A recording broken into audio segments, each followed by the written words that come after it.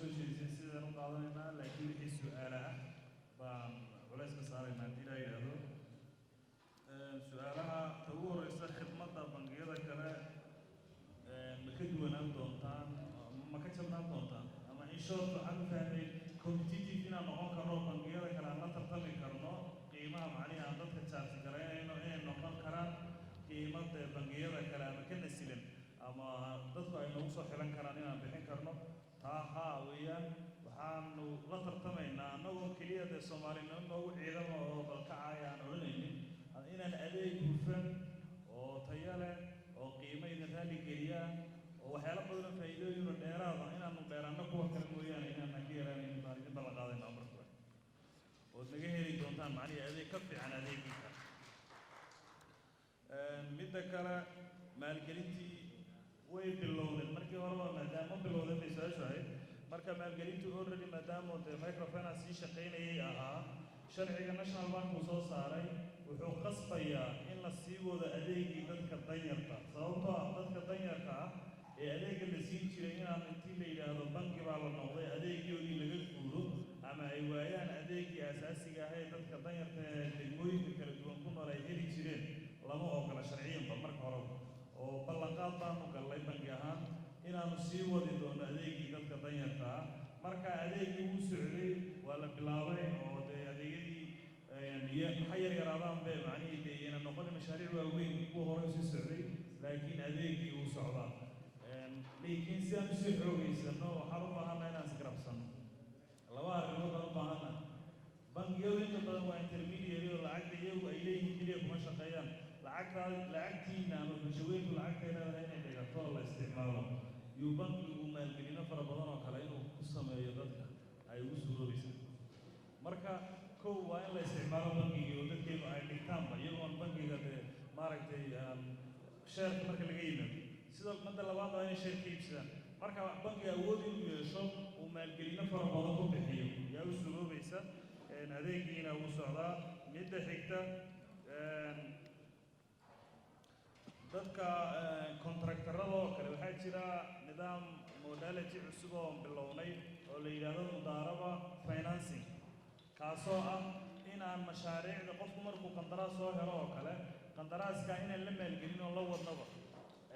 hal shuruud baan ku xidhaynaa inuu qofku mar walba oo lacag loo soo daynayo uu nagu soo shubto annagana soo mariyo qandaraaskiisii iyo qorshihii socdayna inaanu si wada jira annaga iyo iyagu si qofka uga wada shaqayno kolba faceka uu u baahan yahay annagu aan usii dayno mashruucii la dhaqaajino waxa uu u baahan yahay hadduu alaab yahay loo soo iibinayo hadday tahay maaragtay lacag shaqaalaha mushaharkooda inuu soo bixiyo laakiin commitmentigii iyo heshiiskaan gelayna heshiis saddex goosooda inuu noqdo oo qolada uu qandaraas ka qaatay mar walba ay lacag usoo daynayso in annaga nagu soo shubto kadibna faa'iidada mashruuca ka soo baxda percentage yar inaan annagu ka qaadano oo qaybsanno macnihii dee qofki maadaama oon annaguna finance garayno lacagtii bixinay weliba boqolkiiba 80 ama boqolkiiba 70 isagu inuu qaato faa'iidada laakiin 20% oo ka mid oo kale inuu annagana siiyo taas hore waan u bilownay waxaan ku bilownay weliba dadka tele towerska soo qaatay kontaraadda la soo galay oo kale iyo magaalooyinka laygelinta kuwa ka shaqaynaya labadaba waxaan la samaynay inaanu heshiiska ay noo keenaan ay ka soo qoraan warqad commitment oo lacag kastoo loo soo daynayo ay annaga nagu soo shubayaan kadibna laygelinta waxay u baahnaayeen oo dhan annagu aanu sii siino oonu wax walba ay u baahdaan aan u fududayno kadibna ay lacagtii markay soo dhacdaan xisaabtanno wixii faa'iida aanu kala qaadano marka mashaariicda waaweyn sidoo kale waan samayn karnaa macnihii hadduu gawaari u baahan yahay hadduu qalab u baahan yahay intaan wixii la iibino inaan saa ku maalgelino sidoo kale dhammaan adeegyadii markii dhaweyd laydin sheegayay collateral in loo sameeyo qofka in loo sameeyo maaragtay bank guarantee advance guarantee bonding wixii oo dhan baa diyaara shuruudo waxay u baahan yihiin qofku inuu macmiil yahay account ugu leeyahay nala macaamilo iyo inuu hanti u dhiganto dee laga hayo weliba waxaan qorshaha noogu jirta inkastoona laysla raacin inaan waxyaalaha qaarkood maadaama bankigu shareecada ku salaysan yahay inaanu shareecada waafajino tusaale ahaan qofka muslimka wuxuu xaq u leeyahay inuu hanti yeesho laakiin hadda bangiyada kale waxaa dhacda inay isku xidhaan laba qof ama qoftii dumar ahayd la yidhahdo ilaa ninkaaga aad keento waxba ma dhaqaaqayaan marka laakiin sharciga islaamka anoo raacayna hadday shareecadu noo ogolaato waxaan rajaynayaa inaan wax ka bedelno ka khafiifino wixii ay qolyaha kale shuruud ahaan u isticmaalayeen annagoo sharciga islaamka la kaashanayn wuxuu noo sahlay ta kale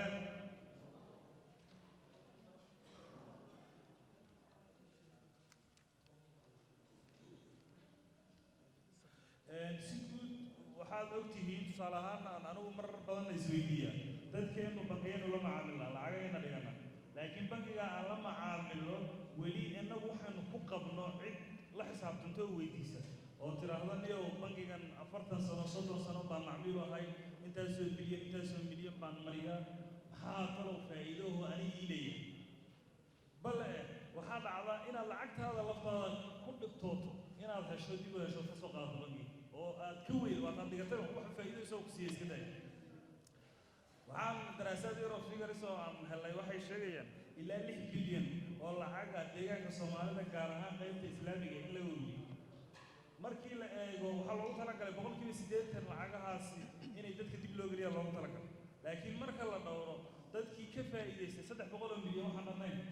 oo 1% dhannayn macni 1% wax ka yar baa deegaanka Soomaalida mashaariic ka geliyay gaar ahaan bankiga commercial bank of Ethiopia marka laga hadlo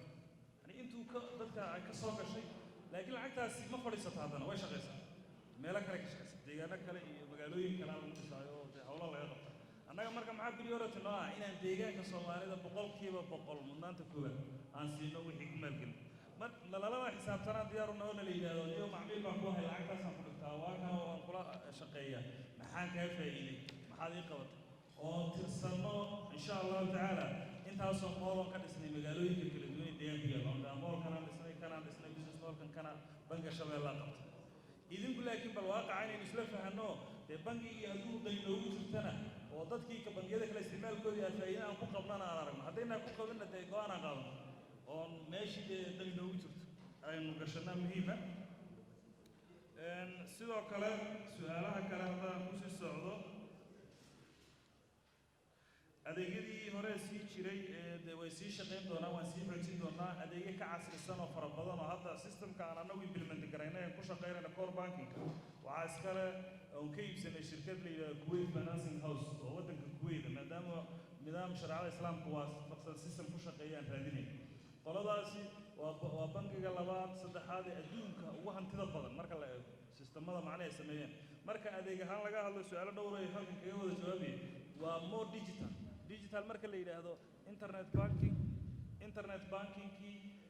digital banking waxaan rabnaa inaan paperless wax la yiraahdo ama wax warqada inaan lagu shaqeeyo nidaamkan bangiyadii hore ay u shaqeyn jireen oo dhan inaan ka gurno waxay leeyihiin internet banking qofka accountkiisa isaga maamulanaya inuu ani yimaado oo yiraahdo niyo lacagta ii saaro iyo waxay awoodiisii oo dhan baa lagu wareejin isaga dee loo sameyn internetka access inuu soo galo marka dhaqdhaqaaq uu doono sameyn mobile banking oo kale sidoo kale marka inaan bulshada sida kale xiriirka kala shaqeyno mooyaane aan waqti badan anagu gelin inaan bulshada hor soo taagnaano oo mar walba soo istaagaan oo lacagtayda la baxayaan dhiganayaan maxay wareejinayaan wixii oo dhan ay iyagu halkooda ku qabsan karaan baan ugu talagalay sektarada guud ahaan adeeg kasta oo shareecada islaamka waafaqsan business walba macnaheedu ganacsi walba oo nidaamka shareecadu ay ogoshahay raalli ka tahay inaan ka shaqeynaan diyaar u nahay macni sectorna gooni uma xoranayno laakiin waxay ku xidhnaan doontaa inta badan sectorra priority baa jira oo waddanku guud ahaan in la horumariyo loo baahan yahay gaar ahaan innaga xoolo dhaqataan xoolaheennii sidaynu horumarin lahayn waxaa ku jira oo shuruudaha ka mid ah inaan xoolaheenna aynu damaanad ka dhigan karno laakiin sidee nooga dhigan karnaa waa in la diiwaangeliyo xoolo degan oo number loo oo process bay u baahan tahay isaga inaan dad keento neefkaagii aad ku qaadato maalgelin isagana damaanad lagaaga hayo aadna haysato neefkaagii oo ku shaqaynaya laakiin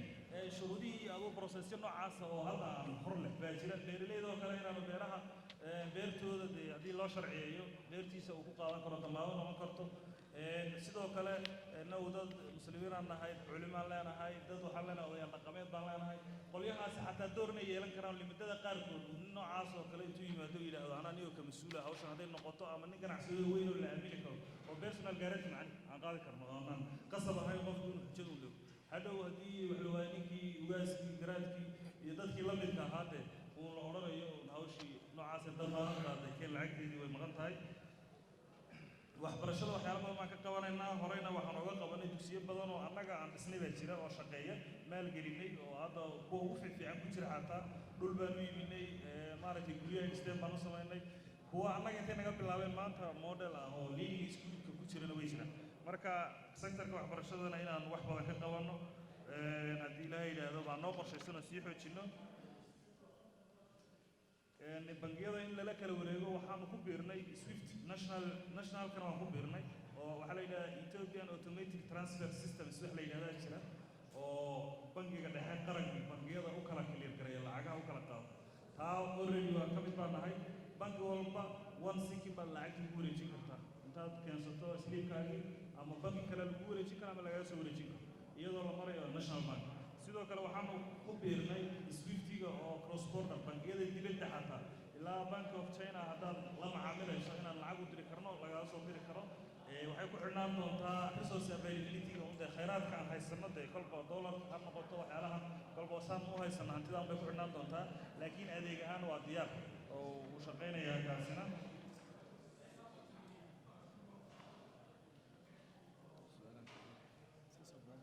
shuruudaha si guud shuruudo ka fudud shuruudaha caadiga ah ee la qaado laguna xaqiijinayo in maaragtay hantidii ay soo noqoto sababtoo ah boqolkiiba 95 ama boqolkiiba 97 hanti kasta oo la bixiyo inay soo noqotaa la rabo dadkaynu marka hore waxaa laga rabaa marka inay qorshe cad la yimaadaan oo business shaqaynaya faa'iido keenaya wixiina ka soo noqon karo in la yimaado baa laga rabaa guud ahaan hadday jiraan wax su-aalo ka tegay waxaan isleeyahay aad iyo aad bay mahadsantihiin waxaan ku wareejin qaybaha kale wixii dheeraad ay ku darayaan haddii la yidhaahdo marka ku-xigeenka bankiga qaybta bankinka weliba kala